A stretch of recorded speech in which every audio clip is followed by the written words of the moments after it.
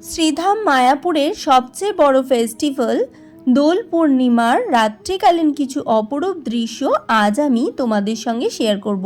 বন্ধুরা, তোমরা অনেকেই জানো শ্রীধাম মায়াপুরের রংদোল উৎসব কত বড় করে উদযাপিত হয়। আজ তারই কিছু অভূতপূর্ব দৃশ্য এই ভিডিওর মাধ্যমে তুলে ধরব। গৌর পূর্ণিমা অর্থাৎ রংদোলের জন্য কিন্তু শ্রীধাম মায়াপুর অপরূপভাবে সেজে উঠেছে। আর সেই জন্য দেশ বিদেশ থেকে লক্ষাধিক দর্শনার্থী এই সময় মায়াপুর ইস্কনে এসে উপস্থিত হয়েছেন। আর তার জন্য কিন্তু শ্রীধাম মায়াপুরে আজ পা রাখার জায়গা নেই। বন্ধুরা, এই ভিডিওটা থেকে তোমরা অনেক গুরুত্বপূর্ণ তথ্য পাবে, তাই স্কিপ না করে একটা লাইক দিয়ে পুরো ভিডিওটা দেখার অনুরোধ রইল। এখন বাজে রাত ওই 8টা মতন। আজ দোল পূর্ণিমা, সেই জন্যই আজ এমন ভিড়। রংদোলের সময় যেহেতু আমাদের মতো অনেক দর্শনার্থী এই শ্রীধাম মায়াপুরে আসেন, তাই একটু সমস্যা হতেই পারে। কিন্তু এই দোলের সময় শ্রীধাম মায়াপুর যেহেতু খুব সুন্দর করে সেজে ওঠে, তাই এখানে আসলে এই সময় কিন্তু ইস্কনের ভিতরে তোমরা কোনো রকম রুম পাবে না। তবে ইস্কনের বাইরে প্রচুর হোটেল পাওয়া যায়, সেইগুলোতে তোমরা থাকতেই পারো।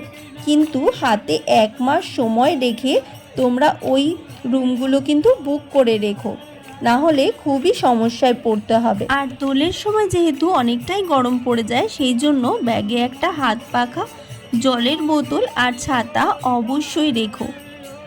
আর এই দিন যেহেতু অনেক ভিড় হয় এবং দূর দূরান্ত থেকে লোকজন আসেন, তাই money purse, ornaments, electronic gadgets খুব সাবধানে রাখবে। মন্দিরের ভেতরে তো আমি তোমাদের দেখাতে পারবো না, কিন্তু মন্দিরের চারপাশ যেভাবে সুন্দর করে সাজানো হয়েছে সেটাই আজ আমি তোমাদের সামনে তুলে ধরবো।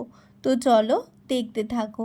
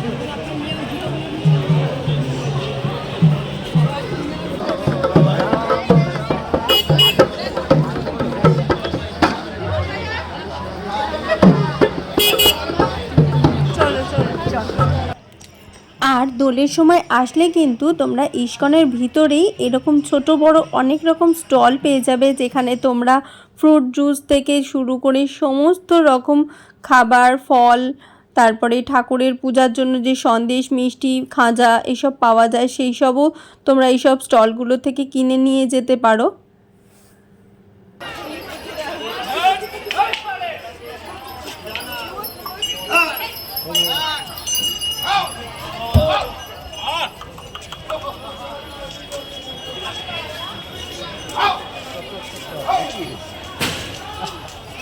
হরে হরে হরে রাম হরে রাম রাম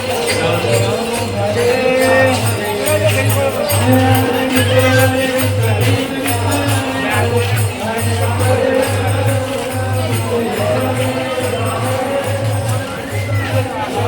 শ্রীধাম মায়াপুর ইস্কন মন্দিরের চারপাশ কিভাবে আলোকসজ্জায় সজ্জিত হয়েছে সেই সৌন্দর্য তো তোমাদের দেখিয়ে দিলাম।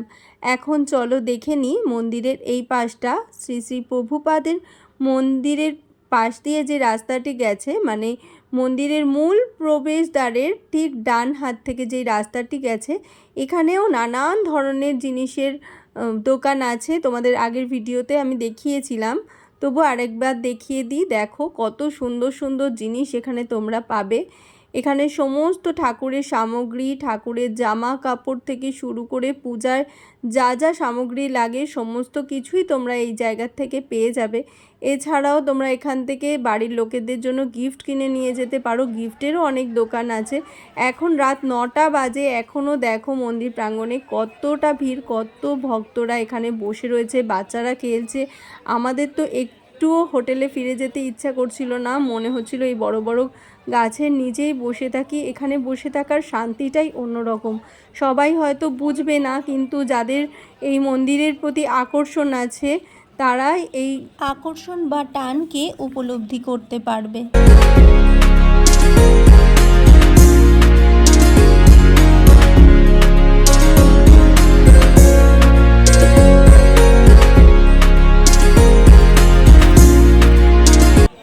যেহেতু আজ দোল পূর্ণিমা, তাই ইস্কনের বাইরে এবং ভিতরে সমানভাবে লোকের ভিড়। তো অনেকটা রাত হয়ে গেছে আর বেশ গরমও লাগছিল, তাই এখান থেকে আমরা একটু লাস্সি নিয়ে নিলাম। আর লাস্সি খেতে খেতে এগিয়ে চললাম শ্রী চৈতন্য গৌড়ীয় মঠের উদ্দেশ্যে, কারণ এখানেও আজ অনেক বড় করে অনুষ্ঠান হচ্ছিল।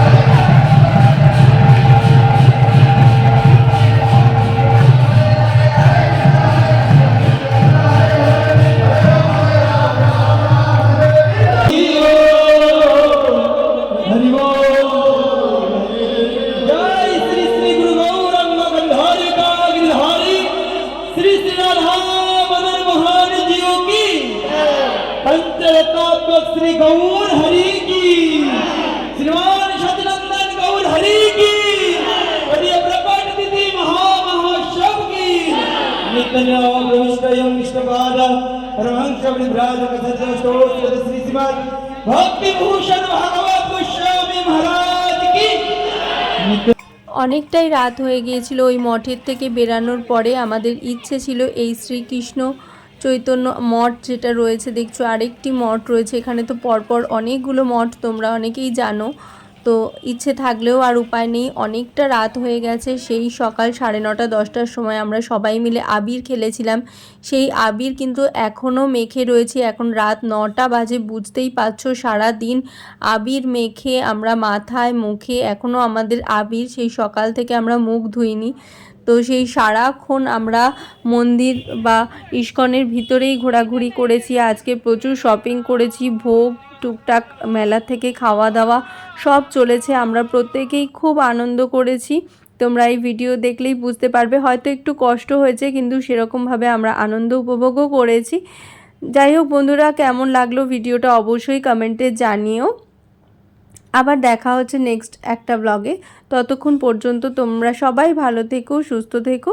এখনকার মতন বাই বাই, গুড নাইট।